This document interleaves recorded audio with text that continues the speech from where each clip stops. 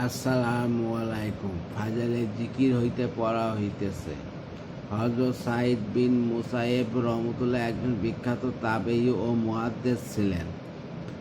আব্দুল্লাহ বিন আবি বেদাদা তার খেদমতে বেশি বেশি আগমন করিতেন। এক সময় কয়েকদিন যাবৎ অনুপস্থিত থাকার পর হঠাৎ হাজির হওয়ায় হযরত সাঈদ রহমতুল্লাহ তাকে অনুপস্থিত থাকার কারণ জিজ্ঞাসা করেন। আব্দুল্লাহ বলিলেন, আমার বিবির ইন্তেকাল হইয়া গিয়াছিল, তাই বিভিন্ন ঝামেলায় ব্যস্ত ছিলাম। হযরত সাঈদ বলিলেন, আমাকে খবর দিলেই তো আমি জানাজায় শরীক হইতে পারিতাম। তারপর তিনি যখন উঠিয়া যাইতেছিলেন, হযরত সাঈদ জিজ্ঞাসা করিলেন, বিবাহ করিয়াছ কি? তিনি বলিলেন, হযরত, আমার আমদানি হইল মাত্র 2-3 আনা, আমার নিকট কে বিবাহ দিবে? হযরত সাঈদ বললেন, আমি দিব। এই বলিয়া তিনি খুতবা পড়িয়া 10 বার আনা মোহরের বিনিময়ে আপন বেটিকে আমার নিকট বিবাহ দিয়া দিলেন। উহা তার নিকট জায়েজ ছিল, কিন্তু হানাফি মাযহাব হইতে মোহর 2.5 টাকার কম জায়েজ নাই।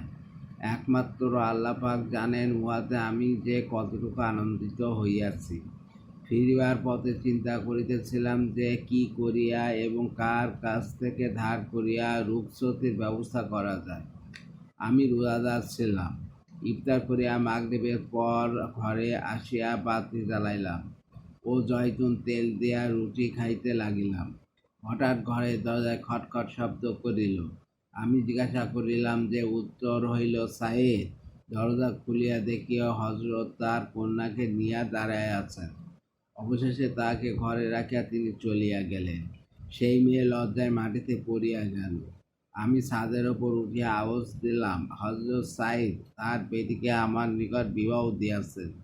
তার 1 মাস পর হযরত আমার নিকট 20,000 দিরহাম পাঠিয়ে দিলেন।